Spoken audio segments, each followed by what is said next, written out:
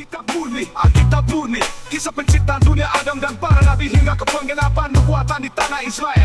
Yesus Kristus dilahirkan sebagai penebus semua manusia yang berdosa. Ia disalibkan dan bangkit pada hari ketiga, naik ke surga dan akan datang kembali. Itu ajaran Alkitab murni. Oke, pernah nggak sih Anda kepikiran gimana kalau Yesus Kristus itu sebenarnya bukan manusia, tapi lebih mirip semacam hantu atau ilusi? Kedengarannya kayak plot fiksi ilmiah ya, tapi ini ternyata adalah sebuah kepercayaan kuno yang disebut doketisme. Dan hari ini kita akan bedah tuntas dari mana asalnya dan kenapa ini penting banget. Coba deh bayangin sebentar, semua penderitaan dan kematian Yesus di kayu salib itu cuma pertunjukan, cuma akting. Ini bukan film loh, tapi ini adalah inti dari sebuah keyakinan kuno yang dulu hampir mengubah segalanya. Nah, nama keren untuk gagasan ini adalah doketisme. Asalnya dari kata Yunani dokein, yang artinya yaitu tadi, tampak atau kelihatannya. Jadi para penganutnya percaya kalau Yesus itu nggak benar-benar punya tubuh dari daging dan darah. Dia itu cuma kelihatannya aja, seperti manusia. Jadi gimana sih cara kerjanya? Kok bisa begitu? Ya bagi mereka, seluruh aspek kemanusiaan Yesus itu cuma semacam pertunjukan surgawi yang super megah. Intinya begini, mereka percaya Yesus itu punya tubuh surgawi, bukan tubuh fisik dari bumi. Jadi, semua rasa sakit, darah, keringat, dan kematian yang dilihat banyak orang, itu cuma sandiwara ilahi. Sebuah akting yang sempurna buat menyampaikan pesan spiritual tanpa harus benar-benar kotor karena menyentuh dunia fisik. Oke, pertanyaan logis berikutnya. Kenapa ada orang yang percaya hal se-ekstrim ini? Nah, jawabannya itu membawa kita ke akar filosofis yang dalam banget. Intinya, mereka punya masalah besar dengan konsep materi itu sendiri. Nah, ini dia kuncinya. Bagi banyak pemikir Yunani kuno, ada pertentangan yang nggak bisa didamaikan antara roh dan materi. Roh itu segalanya yang baik, sempurna, murni, abadi. Sebaliknya, materi, dunia fisik ini, dianggap cacat, kotor, bahkan jahat, dan sifatnya cuma sementara. Keduanya itu ibarat minyak dan air, nggak mungkin bisa bersatu. Pemikiran filosofis ini kemudian menemukan rumahnya yang paling pas dalam sebuah gerakan bernama Gnostisisme.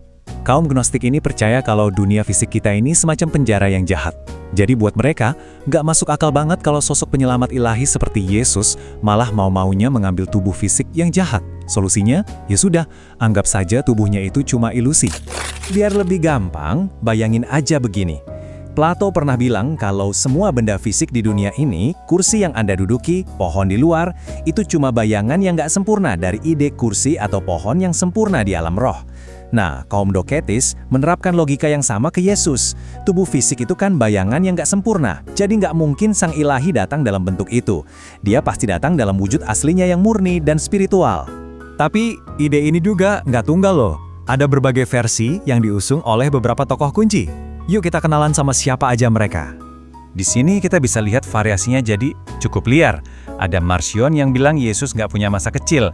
Dia tiba-tiba aja muncul dari langit sebagai orang dewasa. Terus Valentinus punya analogi yang menarik. Yesus itu cuma lewat di rahim Maria, kayak air lewat pipa, nggak mengambil apa-apa dari tubuh Maria.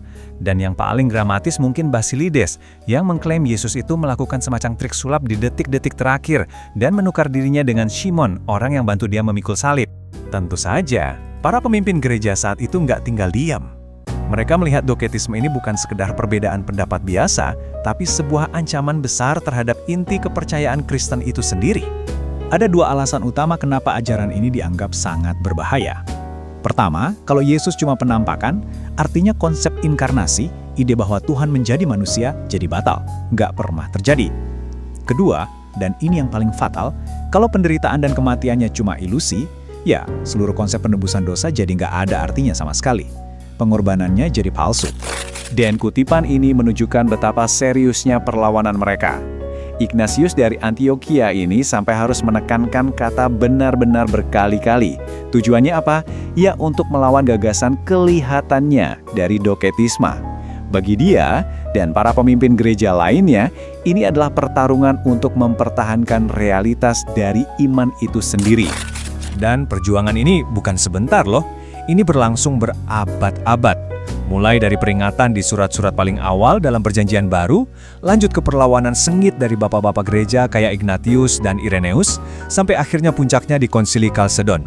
Di sanalah doktrin yang dianggap ortodoks ditetapkan secara definitif. Oke, mungkin Anda bertanya, jadi kenapa kita harus peduli sama debat teologi kuno begini? Jawabannya simpel, karena hasil dari perdebatan inilah yang membentuk fondasi dari apa yang dipercaya oleh miliaran umat Kristen di seluruh dunia hari ini. Pada akhirnya, perlawanan terhadap doketisme ini menjadi momen yang sangat menentukan.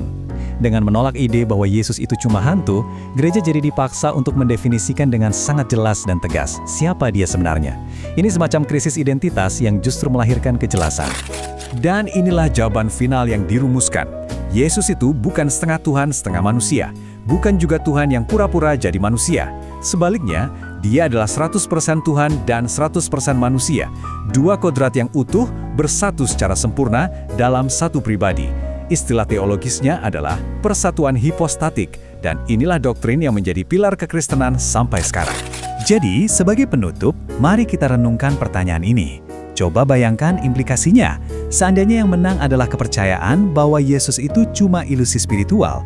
Kira-kira, bagaimana hal itu akan mengubah seni, politik, dan cara kita memahami hubungan antara yang ilahi dan yang manusiawi selama 2000 tahun terakhir? Sebuah pemikiran yang cukup dalam, bukan?